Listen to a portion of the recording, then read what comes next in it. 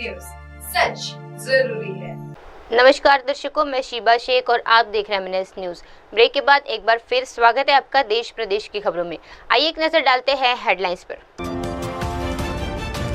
UP में महाराजा सुहेलदेव की प्रतिमा का मुख्यमंत्री योगी आदित्यनाथ ने अनावरण किया। उड़ीसा में हत्या के बाद शव को जला देने का सनसनीखेज मामला सामने आया। भारत अब दुनिया की चौथी सबसे बड़ी अर्थव्यवस्था, बोले सीएम भजनलाल शर्मा। आइए देखते हैं खबरें विस्तार से।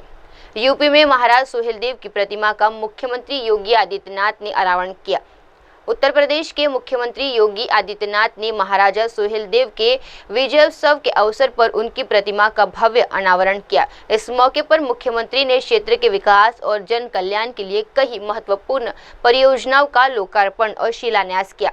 योगी आदित्यनाथ ने महाराजा सुहेलदेव को एक वीर योद्धा और उत्तर प्रदेश की सांस्कृतिक विरासत का प्रतीक बताया। उन्होंने कहा कि इस कार्यक्रम से लोगों में अपने इतिहास और परंपराओं के प्रति जागरूकता बढ़ेगी और समाज में एकता और विकास की भावना प्रबल होगी। कार्यक्रम में स्थानीय जनप्रतिनिधि और बड़ी संख्या में नागरिक उपस्थित थे, जिन्होंने इस ऐतिहासिक पल का हिस्सा बनकर खुशी व्यक्त की। आइए बढ़ते हैं अगली खबर की ओर। ओडिशा में हत्या के बाद शव को जला देने का सनसनीखेज मामला सामने आया। ओडिशा के गजपति जिले में एक गंभीर घटना सामने आई है, जहां महिलाओं के एक समूह ने कथित तौर पर एक व्यक्ति की हत्या कर उसके शव को आग के हवाले कर दिया। गजपति के एसपी जितेंद्र कुमार पांडा ने बताया कि ये मामला 8 जून को सामने आया, जब मृतक की बेटी ने पुलिस में शिकायत दर्ज कराई। जांच टीम में अपराध स्थल पर पहुंचकर जांच की और पाया कि एक महिला ने व्यक्तिगत कारणों से मृतक को सोते समय मार डाला।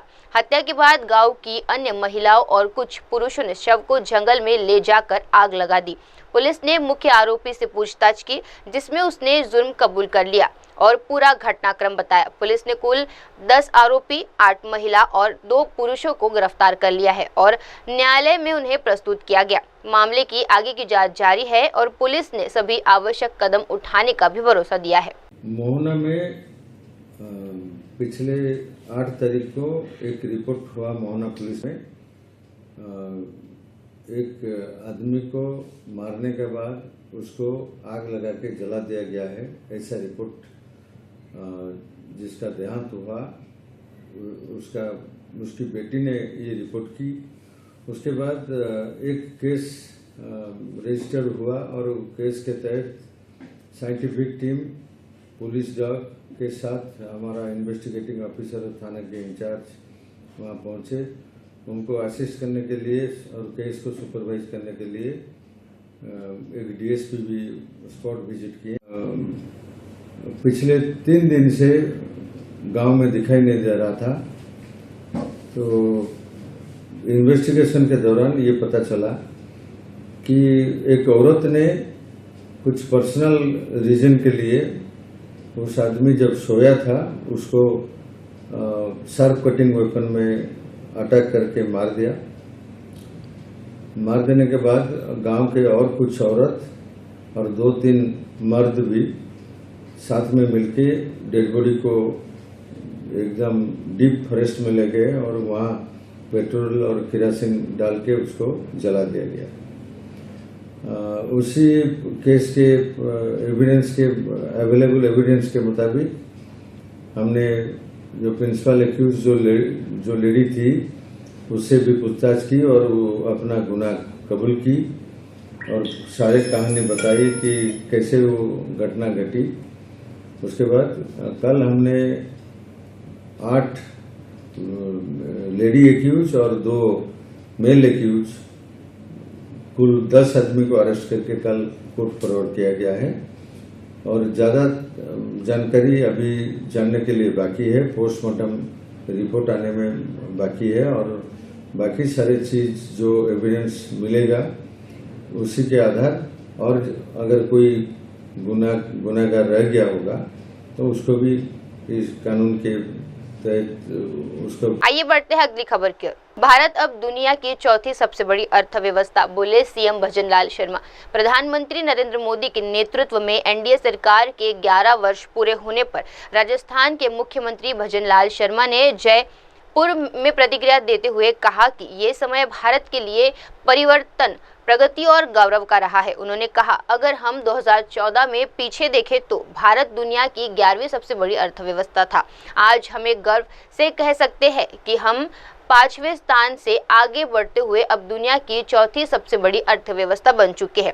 मुख्यमंत्री ने प्रधानमंत्री मोदी के दूरदर्शित नेतृत्व की सराहना करते हुए कहा कि भारत आज न केवल आर्थिक रूप से बल्कि वैश्विक मंच पर एक उभरी हुई शक्ति के रूप में पहुंचा जा रहा है। उन्होंने ये भी विश्वास जताया कि देश जल्द ही तीसरी सबसे बड़ी अर्थव्यवस्था बनने की दिशा में और मजबूती से आगे बढ़ेगा। तब मनाया जा रहा है। मित्रों,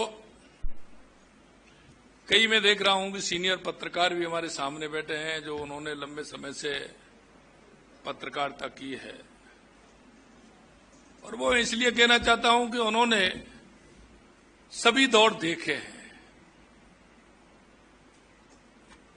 इसलिए उनका अनुभव और उनके विचार स्वयं अपने आप में समाहित हैं। क्योंकि मैं इतना कहूंगा कि 11 वर्ष भारत के लिए परिवर्तन, प्रगति और गौरव के वर्ष हैं। आज हम गर्व के साथ कह सकते हैं कि भारत यशस्वी प्रधानमंत्री नरेंद्र मोदी जी की दूरदर्शी नेतृत्व में न केवल एक उभरती हुई शक्ति बन रहा है, बल्कि हमारा देश दुनिया की तीसरी बड़ी अर्थव्यवस्था की राह पर तेजी से अग्रसर हो रहा है। और ये मैं इसलिए कहना चाहता हूं कि अगर 2014 की तरफ मुड़कर के देखेंगे तो हम अर्थव्यवस्था में 11वें पायदान पर थे। हम उससे 5वें पायदान पर आए और आज हम चौथे पायदान के अंदर हैं। इसलिए 2014 को और देखते हुए तो हमें एक समय याद आता है जब भारत चुनौतियों से जूझ रहा था, लेकिन पथ प्रदर्शक श्री नरेंद्र मोदी जी ने अपने मजबूत संकल्प, अदम्य इच्छा शक्ति, जन केंद्रित दृष्टिकोण के साथ भारत की तकदीर और तस्वीर बदल दी। उन्होंने न केवल भारत को एक नई दिशा दी, बल्कि इसे वैश्विक मंच पर एक सम्मानजनक और शक्तिशाली पहचान भी दिलाने का काम किया है। आज भारत की आवाज विश्व मंच पर न केवल आदर से सुनी जाती है, बल्कि उसका सम्मान भी किया जाता है। पिछले 11 वर्षों में यशस्वी प्रधानमंत्री नरेंद्र मोदी जी के कार्यकाल में जो जनहितैषी कार्य हुए हैं, उनका पूरा वर्णन प्रेस वार्ता में दिया नहीं जा सकता। फिर भी आपके समक्ष कुछ प्रमुख विवरण रखना चाहूंगा। प्रधानमंत्री नरेंद्र मोदी जी ने राष्ट्र के समावेशी विकास पर विशेष जोर दिया। इसलिए उन्होंने ज्ञान यानी गरीब, युवा, अन्नदाता, नारी शक्ति पर ध्यान केंद्रित किया। कमजोर वर्ग के सशक्तिकरण के लिए जो कार्य किए, उनमें पीएम गरीब अन्न कल्याण अन्न योजना के तहत 81 करोड़ लोगों को मुफ्त अनाज वितरित करने का काम किया। 15 करोड़ से अधिक घरों में नल से जल कनेक्शन प्रदान किए गए। प्रधानमंत्री आवास योजना के तहत 4 करोड़ से ज्यादा घरों का निर्माण कराया गया। माता बहनों के लिए यशस्वी प्रधानमंत्री नरेंद्र मोदी जी ने 12 करोड़ शौचालयों का निर्माण कराकर उन्हें सम्मान से जीवन जीने का हक प्रदान करने का काम किया। राष्ट्रीय पिछड़ा वर्ग आयोग को संवैधानिक दर्जा प्रदान किया गया। यह पहली बार है कि केंद्र सरकार में 60% मंत्री एससी, एसटी और ओबीसी वर्ग से आते हैं। 10 करोड़ से ज्यादा महिलाएं स्वयं सहायता समूह से जुड़ी हैं और 3 करोड़ महिलाओं को लखपति दीदी बनाने का संकल्प लिया गया है। आप अगर कहेंगे किसान के लिए वर्ष 2013-14 में तुलना में वर्ष 2025-26 में कृषि बजट में 5 गुना वृद्धि की गई है। प्रधानमंत्री किसान सम्मान निधि के लाभार्थियों को 3,17,000 करोड़ रुपए वितरित किए गए हैं। करीब 25 करोड़ मृदा स्वास्थ्य कार्ड वितरित किए गए हैं। 2021 से 26 के लिए पीएम कृषि सिंचाई योजना के लिए 93,000 करोड़ रुपए आवंटित किए गए हैं। इसी तरह महिलाओं के लिए 4 करोड़ 20 लाख सुकन्या समृद्धि खाते खोले गए। पीएम मातृ वंदना योजना के तहत लगभग 4 करोड़ गर्भवती महिलाओं और स्तनपान कराने वाली माताओं को 18,000 करोड़ से अधिक की राशि वितरित की गई। सवेतन मातृत्व अवकाश 12 सप्ताह से बढ़ाकर के 26 सप्ताह किया गया। उज्ज्वला योजना के माध्यम से 10 करोड़ 33 लाख से धुआं मुक्त रसोई बनाई गई। लगभग 2 करोड़ 75 लाख पीएम आवास ग्रामीण। आइए बढ़ते हैं अगली खबर की ओर। सीमावर्ती इलाकों की सुरक्षा पर फिर उठा सवाल। जम्मू कश्मीर के उरी सेक्टर में सीपीआई नेता मोहम्मद यूसुफ ने सीमावर्ती गांवों का दौरा करते हुए स्थानीय लोगों की सुरक्षा चिंताओं पर गंभीर चिंता जताई। उन्होंने कहा कि सीमा पर रहने वाले नागरिकों को उनकी सुरक्षा के लिए बंकरों तक ऊंची पहुंच मिलनी चाहिए। हम यहां उनकी समस्या सुनने के लिए एकजुट दिखाने और उन्हें भरोसा दिलाने के लिए है कि वे अकेले नहीं है। मोहम्मद यूसुफ ने ये भी कहा कि सीमावर्ती इलाकों के लोग लगातार तनाव और खतरे में जीवित व्यतीत कर रहे हैं और उनकी सुरक्षा को लेकर ठोस कदम उठाए जाने चाहिए। उन्होंने भरोसा दिलाया कि वे इस मुद्दों को संसद में उठाएंगे और प्रभावितों की आवाज बनेंगे। हम यहाँ जहाँ तक हमारे डेलीगेशन का ताल्लुक है, ये जो सीपीआईएम का डेलीगेशन है, सीपीआईएम का डेलीगेशन जो हमारे पार्टी के जनरल सेक्रेटरी हैं, साथ ही एमए बेबी जो पहले पार्लियामेंट में भी रहे, केरला मिनिस्ट्री में भी रहे, और उनके साथ हमारे सीनियर पार्लियामेंटेरियंस हैं जो राज्यसभा में पार्लियामेंट में वकालत करते हैं मेहनत कश आवाम की, इस पार्टी का और मजलूम आवाम का, किसानों का दुख दर्द वहाँ पेश करते हैं। वो आए हैं आज यहाँ। 6 पार्लियामेंट मेंबर और जनरल सेक्रेटरी है हमारे, मैं और साथी दूसरे साथी इनके साथ हैं। ये महज इस वजह से कि आपके दुख में हम शरीक हो जाए, और हम ये वादा नहीं कर लेंगे जो आज तक सरकारों ने किया, वो ऐसा नहीं। हम तो ये चाहेंगे जो भी सरकार है अभी मरकजी सरकार, वो तो बहुत ज़्यादा सिक्योरिटी के बारे में चर्चा करती आई है, उस पर कभी बहस कर लेंगे, लेकिन इतना ज़रूर है हम ये चाहते हैं जो बॉर्डर्स के नज़दीक रहने वाले लोग हैं वो शेलिंग से मुतासिर हैं, उनकी सिक्योरिटी के लिए हर लेवल पर बैंकर्स का इंतज़ाम होना चाहिए, स्कूलों में, अस्पतालों में, और जहाँ कभी शेलिंग हो घरों में उन्हें पनाह लेने का एक जरिया मिलना चाहिए। और साथ ही साथ जो उन्होंने अभी रकम मुकर्रर की है गवर्नमेंट ऑफ इंडिया ने, वो यहाँ अभी पुंछ का सवाल है। अगर आप पुंछ जाएंगे वहाँ कितने लोग मर गए, कितने घर उजड़ गए, बहुत ज़्यादा आंसू आते हैं। यहाँ जो अभी टंगरार है वहाँ ज़्यादा तबाही हुई है, यहाँ इस इलाके में तबाही हुई है। तो हम यहाँ आए हैं महज आपके साथ खड़ा होने के लिए सॉलिडारिटी में, कि हमें आपके दुख के साथ हैं। और ये जो पार्लियामेंट के हमारे सीनियर लीडर यहाँ आए हैं, बंगाल के भट्टाचार्य जी, अमरा राम जी हमारे सीनियर लीडर हैं, और इसी तरीके से जो बाकी लीडर हैं, कुल 6 मेंबर हैं पार्लियामेंट के और जनरल सेक्रेटरी हैं। हम वादाबंद है आपके साथ, आवाज़ उठाएंगे, आपकी आवाज़ बनेंगे हम यहाँ पर भी, और पार्लियामेंट में भी, लोकसभा में भी और राज्यसभा में भी। और सरकार को ये बताएंगे, वादे नहीं, नारे नहीं, बातें नहीं, जो सरहदों के नज़दीक रहने वाले लोग मुसीबत की ज़िंदगी गुजार रहे हैं, उनके मदद करने के लिए दिल खोल कर सामने आना लाजिमी है। आइए बढ़ते हैं अगली खबर की ओर।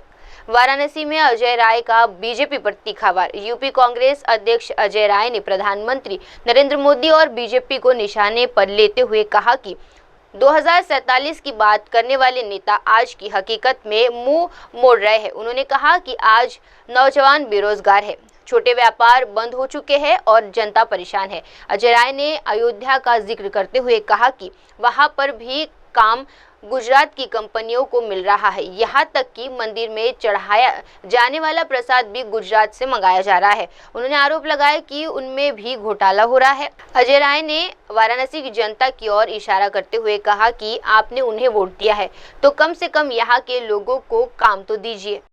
2047 की बात करते हैं, हमारे नेता आदरणीय राहुल जी कहा ना उन्होंने कि 47 आज की बात करी है ना।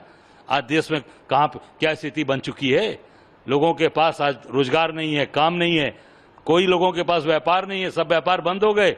बनारस में उठाकर देख लीजिए, आज पूरे के पूरे नाविक समाज बेरोजगार हो गया।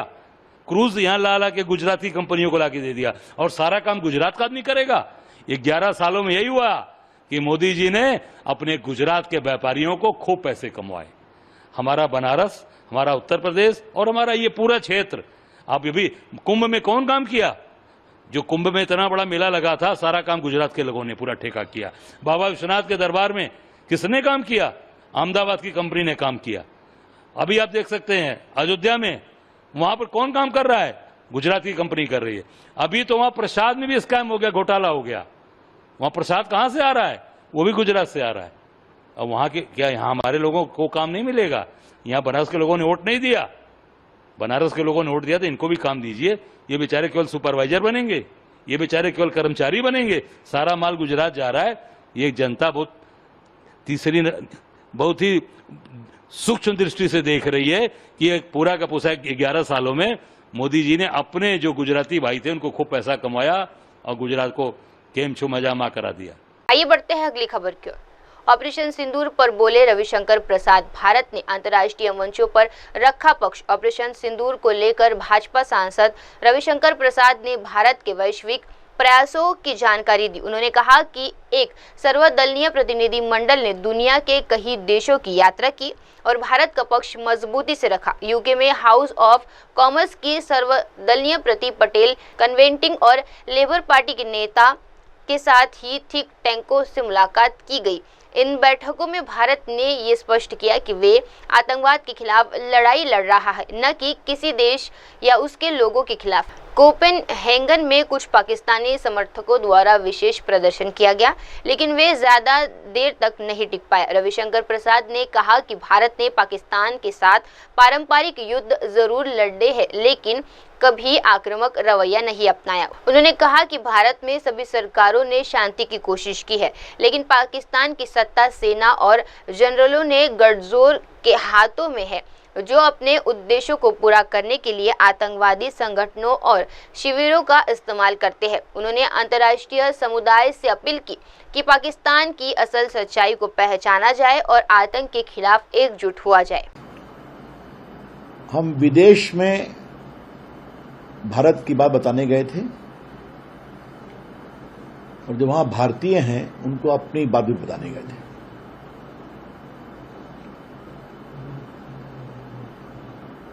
हम वहां पर संसद के सदस्यों से मिले, स्पीकर से मिले, जर्मनी में विदेश मंत्री से मिले, इंग्लैंड में डिप्टी फॉरेन अफेयर्स मिनिस्टर से मिले, इंग्लैंड में डिप्टी होम मिनिस्टर आप कह सकते हैं उनसे मिले, और हर जगह पर जो फॉरेन अफेयर्स की कमेटी है उसके अध्यक्ष मेंबर से मिले। उसके बाद फिर हमको सबसे रुचिकर लगा कि हर देश में इंडिया कॉकस है, वहां के सांसदों का, उनसे भी मिले। Of particular note was the meetings in England, जहां प्रीति पटेल से मिले जो अभी शैडो फॉरेन सेक्रेटरी हैं। फिर हाउस ऑफ कॉमन्स के लोगों से मिले,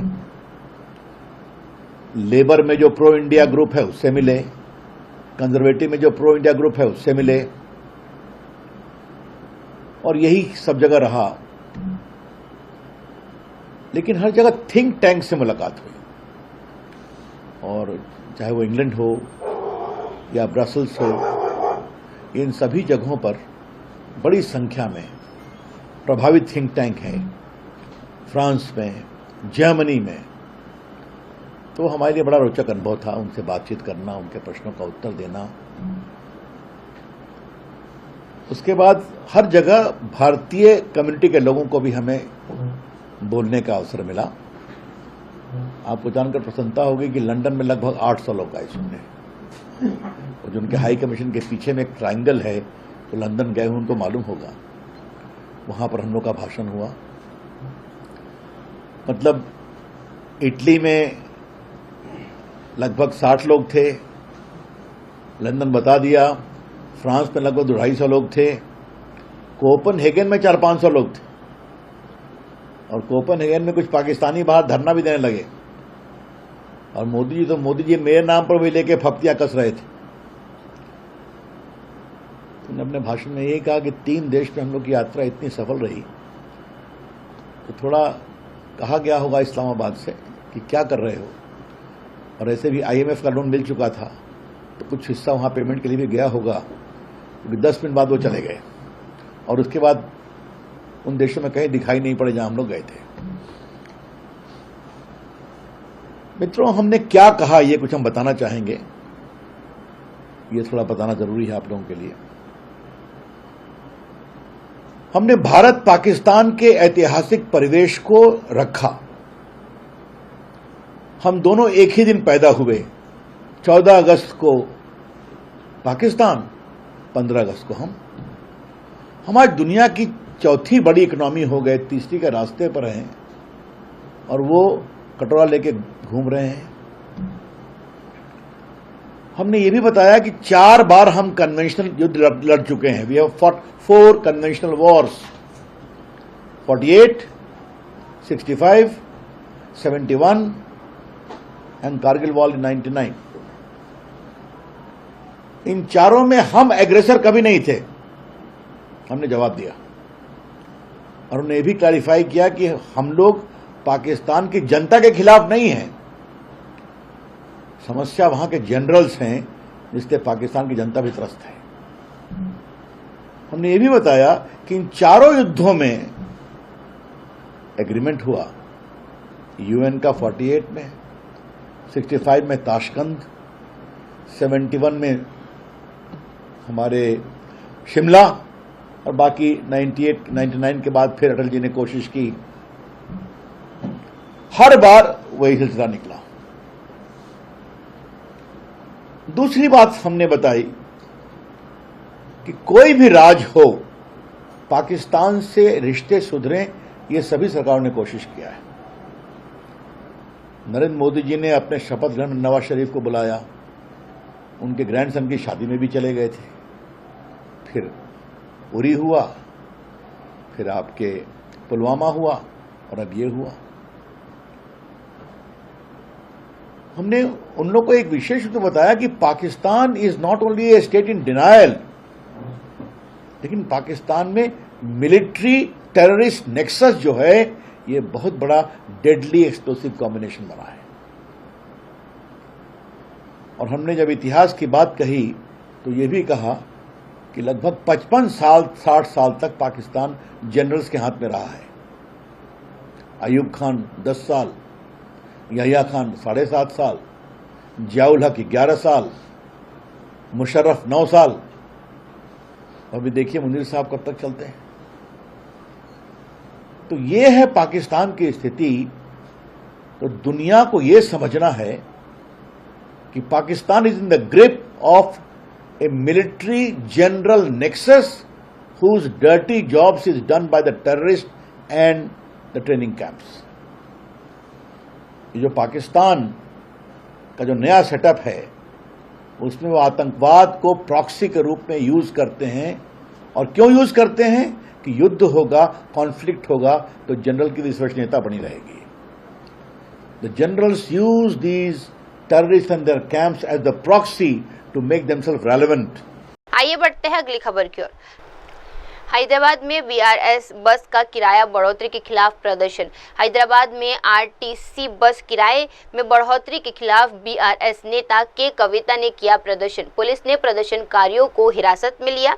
BRS MLC के कविता ने तेलंगाना जागृति कार्यकर्ताओं के साथ मिलकर हैदराबाद के RTCX रोड पर स्थित बस भवन में एक विरोध प्रदर्शन का आयोजन किया। इस विरोध का मुख्य कारण हाल ही में तेलंगाना राज्य सरकार द्वारा RTC बस किराए में की गई बढ़ोतरी थी। कविता और कार्यकर्ताओं ने सरकार की इस किराए वृद्धि नीति का कड़ा विरोध किया और इसे आम जनता के खिलाफ बताया। उन्होंने कहा कि आम जनता पर आर्थिक बोझ बढ़ना गलत है, खासकर तब जब आमदनी कम हो और महंगाई बढ़ रही है। विरोध प्रदर्शन के दौरान कार्यकर्ताओं ने अपने मुद्दों को लेकर जोरदार नारे लगाए और बस भवन में शांतिपूर्ण तरीके से विरोध प्रदर्शन जताया।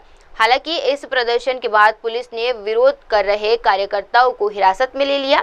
ये घटना तेलंगाना की राजनीति और सामाजिक परिस्थितियों पर गहरा प्रभाव डाल सकती है, क्योंकि जनता के रोजमर्रा के खर्चों में ये वृद्धि सीधा असर डालती है।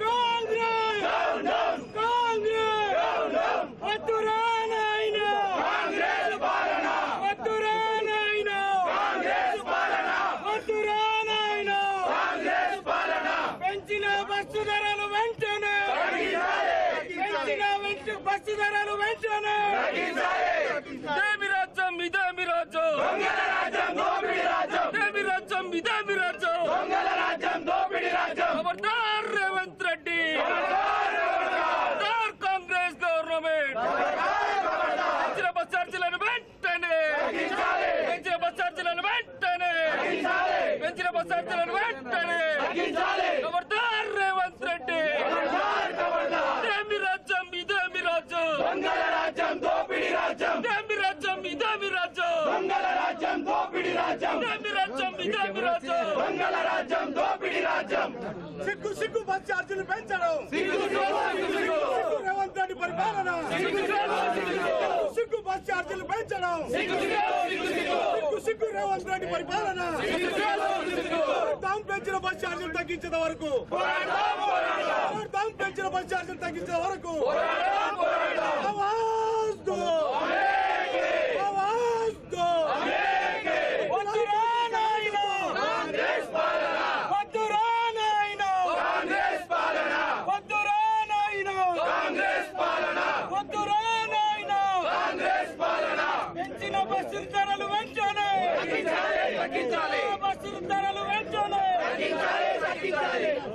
కొంచెం ఎంత పడనా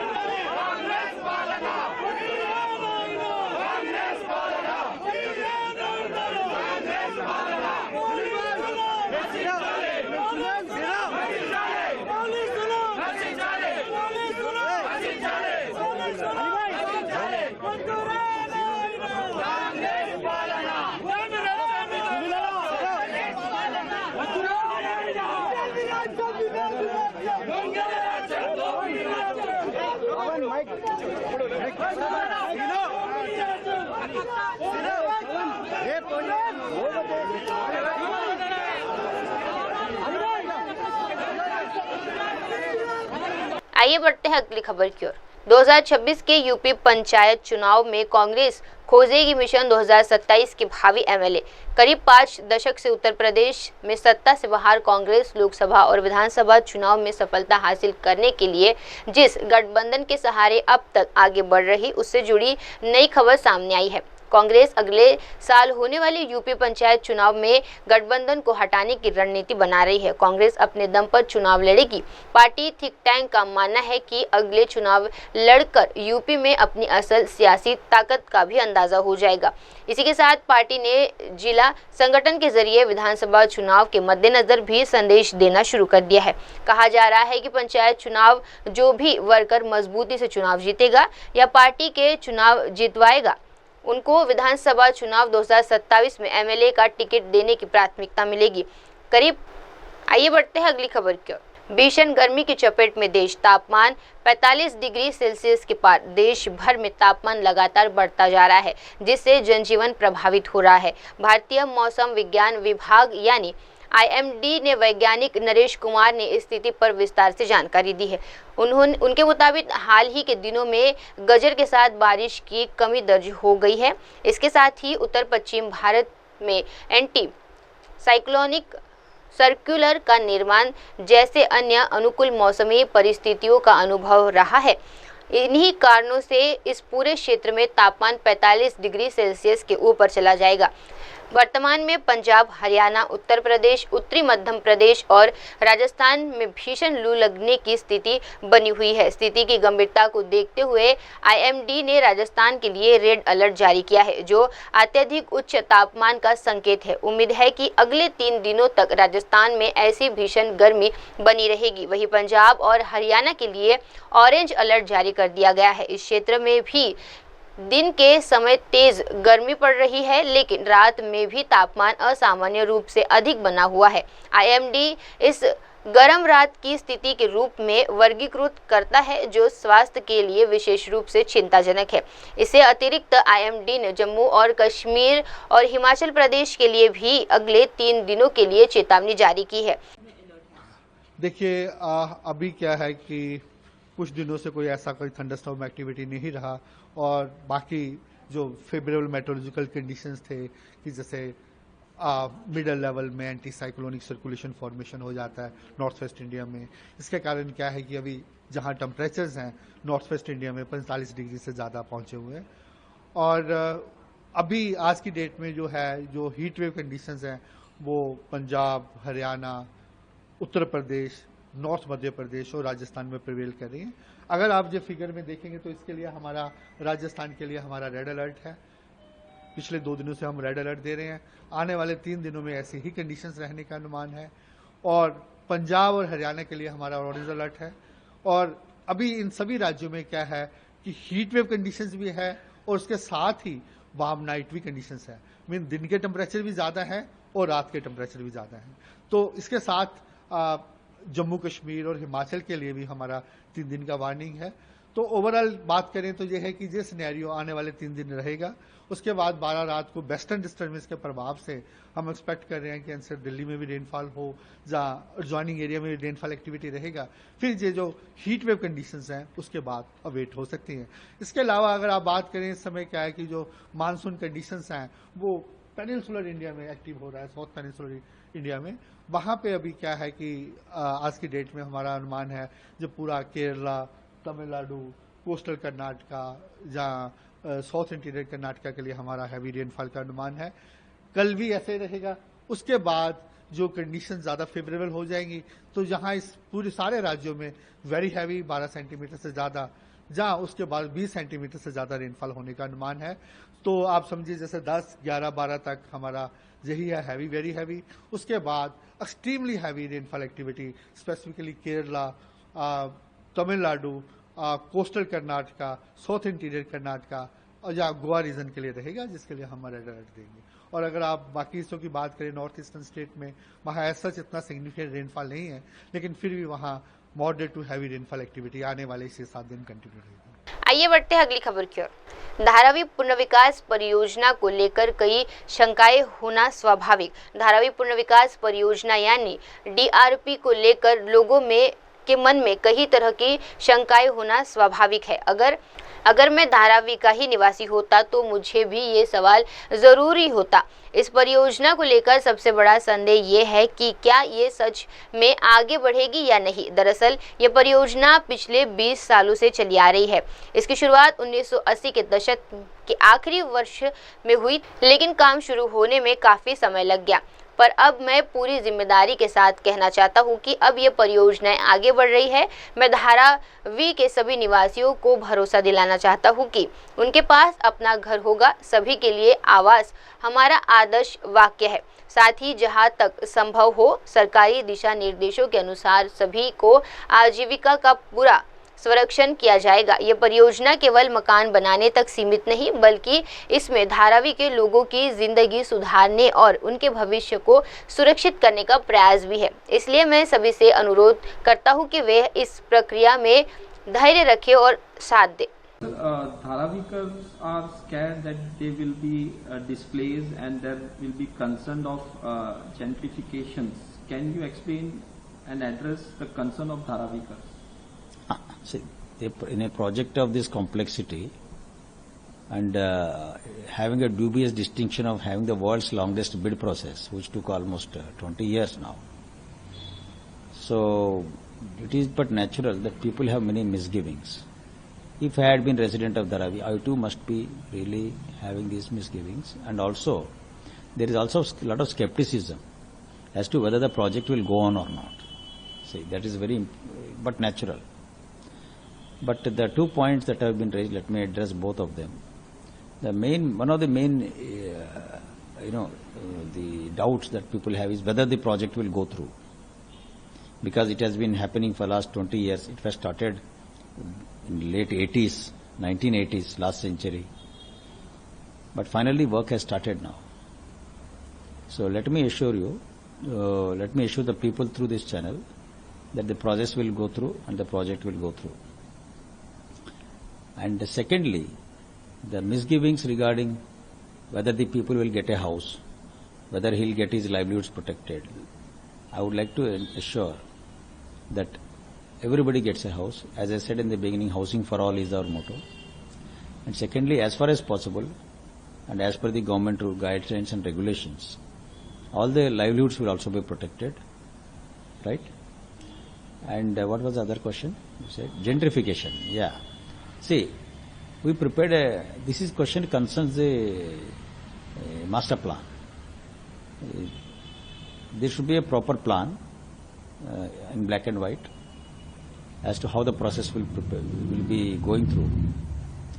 For that, we have prepared through the SPV, prepared the master plan.